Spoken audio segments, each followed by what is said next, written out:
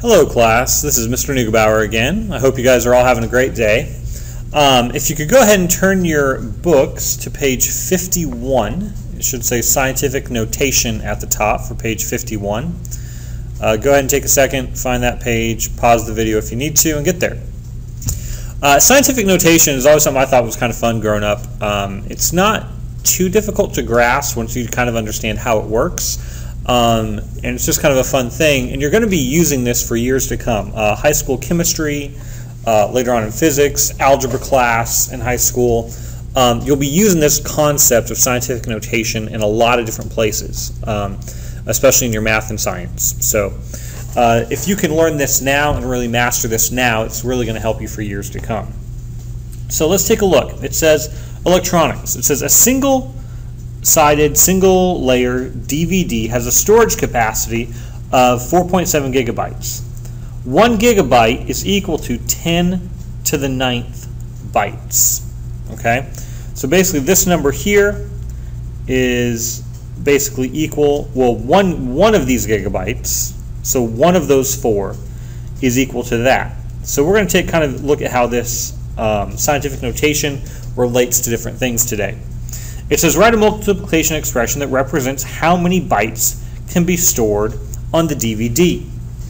Now, simply to do that, we know how many gigabytes the DVD has, so I'm going to write that number first.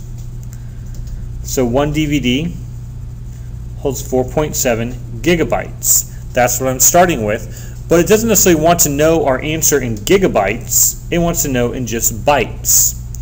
Well, I know that just one of these 4 is 10 to the 9th bytes.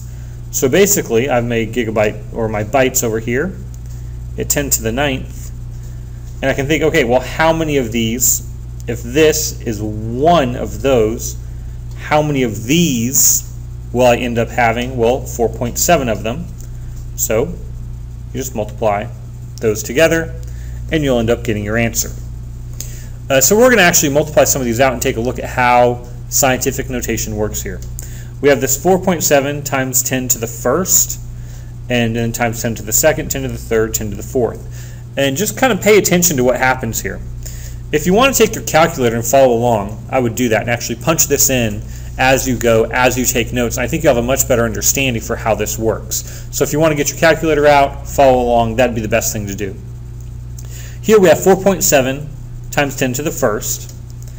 And that takes the 4.7 times 10 will give us a product or an answer of 47.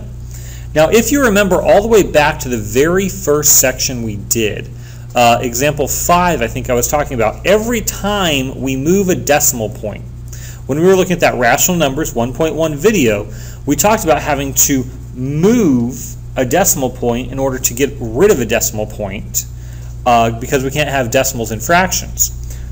So every time we move a decimal over a spot, it was times something, and it was actually times 10.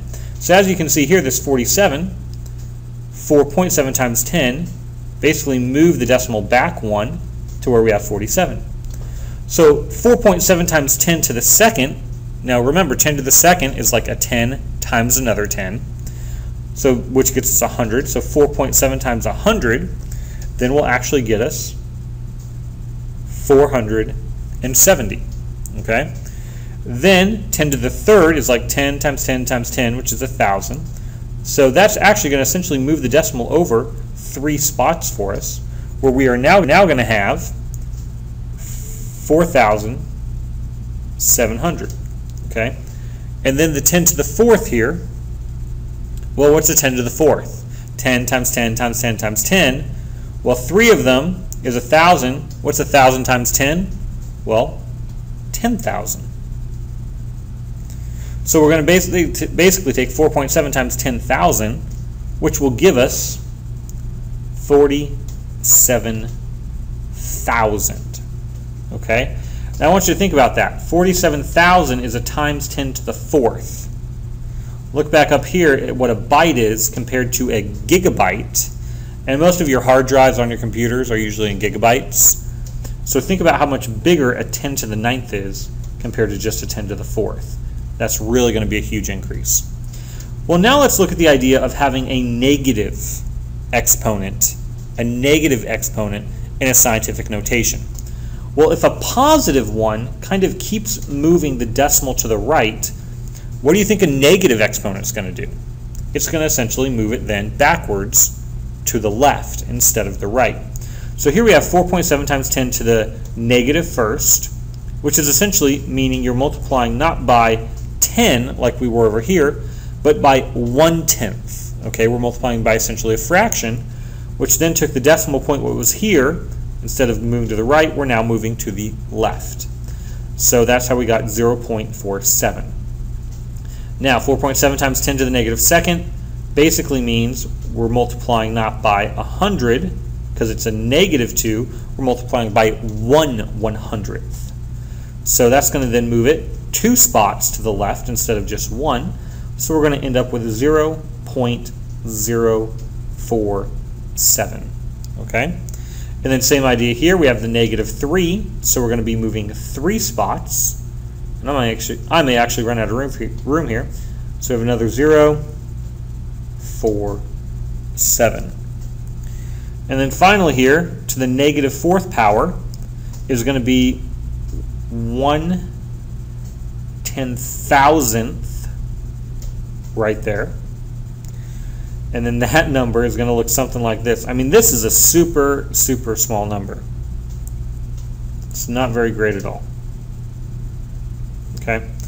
So you can see how quickly a positive exponent in scientific notation will make a number greater very quickly. A negative one will make it much less very quickly. Okay? Number 3, if 4.7 is multiplied by a positive power of 10, what relationship exists between the decimal point's new position and the exponent? Okay? I actually want you to do this on your own. This is you do this. Okay? If you paid attention to the directions up here, you should be able to do that on your own fairly easily. Look at number 4. So if you need to, pause the video right now and explain in your own words what that is. Number 4, it says, when 4.7 is multiplied by a negative power of 10, how does the new position of the decimal, so moving to the left, relate to the negative exponent? Okay, once again, if you paid attention up above, you should have no problem describing this in your own words. So once again, you do this. And me and Miss Neely are going to be checking on this tomorrow to make sure this part of your notes are done. And we want it in your own words. Just describe what you think happened. So if you need to pause the video and do that, please do that now. Alrighty. Go ahead and turn the page to page 52. And we're going to dig deeper into scientific notation and kind of how this works. Okay. Scientific notation is when a number is written as the product of a factor of 10 and an integer power of 10. The factor must be greater than or equal to 1 and less than 10. So basically, all it's saying here is that this 10 here needs to exist. It's by power of 10 for it to be scientific notation. And then this here needs to actually be some type of number that we would actually use. Is greater than or equal to 1 and less than 10. Okay? Well, not for the exponent there, just that part right there. So, use rules to express a number in scientific notation. Let's go ahead and jump down here to example number 1 and just begin to take a look at how this works. Notice here, it shows the loops underneath. A 5.34 times 10 to the 4th essentially means that we're going to move it 4 spots. But we need to think, are we moving it 4 to the right or 4 to the left? Well, it's a positive exponent. So that means this number is going to become greater. If we move this to the left, this number is going to become less. Well, it's a positive exponent, so it should be becoming greater, so we know we have to move it to the right. Now it says, write each number in standard form here. Standard form, a lot of times in math, people get confused by all the terminology, but really, if you just think about what words mean, it makes sense. Here, standard form, you may be thinking, oh no, what's that? Really, standard form, think, what does the word standard mean? The word standard just means normal or regular or the usual. So write a number in standard form just means write a number in the normal way. So 5.34 times 10 to the fourth, we know that means we take our decimal, 5.34, we move it to the right 1, 2, 3, 4 spots, and that's where the decimal is now at. But we have some blanks here, so we fill those blanks in with zeros, and we now have 53,400, just like we do there. Now, if we look over here, we have 3.27 times 10 to the negative third. So here the opposite is going to happen. It's a negative exponent, so it's going smaller. We're going to move it to the left. 1, 2, 3. Then we fill in the blanks with zeros. So you have a 0.00327. There's the 0 in front, but you have 0.00327. Okay? So that's how your positive and negative exponents work. What me and Miss Neely want you to do right now, we want you to do A and B on your own and put the answers over here out to the side. We're going to take a look at part C right here. Now this is an interesting scenario for part C because it's 3.714 times 10 to the second. And if I move this over 2 spots to the right, I actually still have a decimal in my number. Okay, it's not just a huge number like this one here.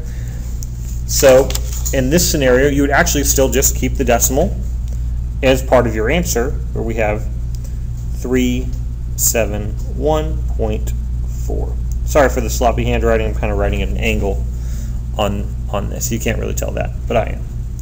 Now let's look down here in example 3. Here, write each number in scientific notation. It's basically just doing the opposite. Okay. Before here with scientific notation, these numbers are now in their standard form. We need to change that. So we're going to look at this number. Now, the first thing you need to think about when you're trying to change things into scientific notation is, where's my decimal at? Well, if you look at number 3, there's no actual decimal there. It's not labeled. It's hidden or it's hiding. But there actually is a decimal there. It's always right behind your last digit if you don't see it. So when we make scientific notation, I want you to think here. What do you notice about the decimal in scientific notation here? What do you notice about the decimal here? Think about what is in front of the decimal. Well, here we have just a 3. Here we have just a 5. Over here on this page we have just a 4. Okay? So what do we notice about the decimal scientific notation? And that goes back up here where I mentioned, hey, this power here needs to be here, but this front number, this was the part that said it can't be greater than 10. Notice it's only a 4 in front. So from that we gather, with scientific notation, we can only have one number, basically essentially a digit 1 through 9, in front of a scientific notation. So that tells us we always have to move the decimal until only one number is in front. We can't have like a 13. You'd have to move it one more, so you'd have like a 1.3 instead of a 13. So we count the spaces. How many spaces do I need to move the decimal by to move it to the front? Which is essentially a times 10 every time I move. So I have to move it 1, 2, 3, 4, 5, 6 spaces, which is like a 10 times 10 times 10 times 10 times 10 times 10. 10 times itself 6 times, which is where we get this right here. And that's basically 1 million. So I have the 3.725 right here times 10 to the 6th power. Okay? And we just made a fairly large number much smaller. Okay? Example number 4 basically just goes in the opposite direction.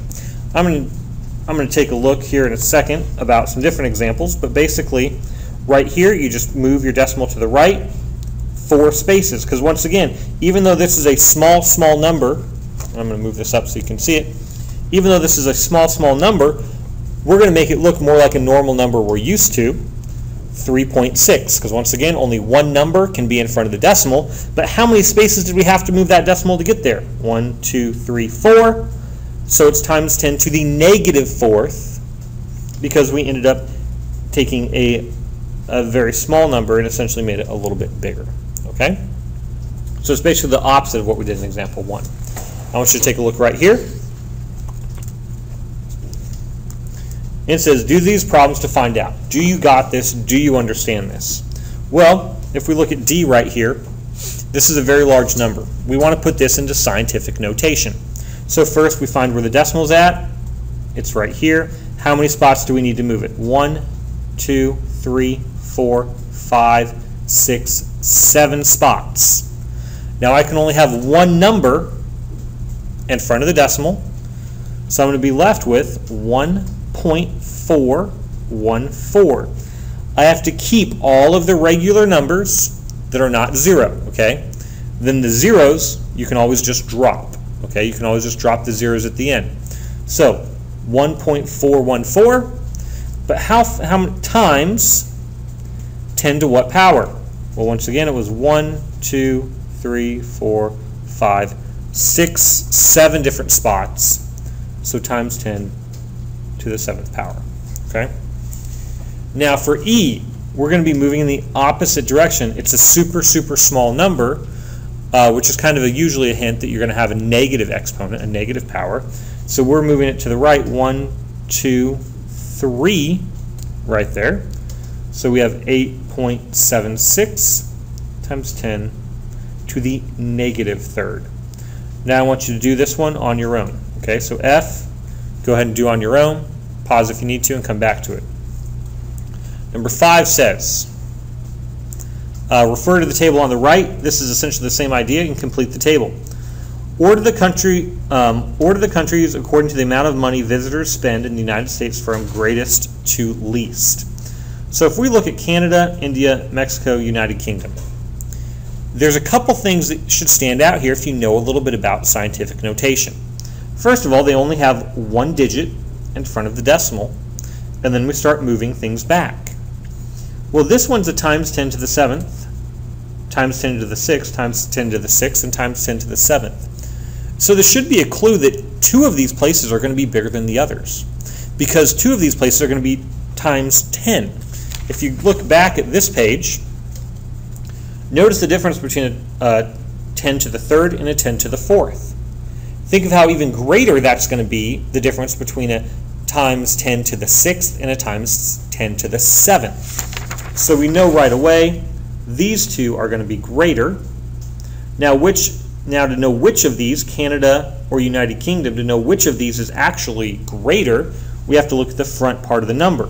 Which is greater, 1.03 or 1.06? 1.06, 1 and 600ths is greater, so we know United Kingdom is going to be the most. Now some of you are thinking, but hey, Mr. Neugebauer, I have a 7.15 here. That's bigger than all these others. Well, yes, that part is, but look here at the scientific notation. That's only to the 6th power.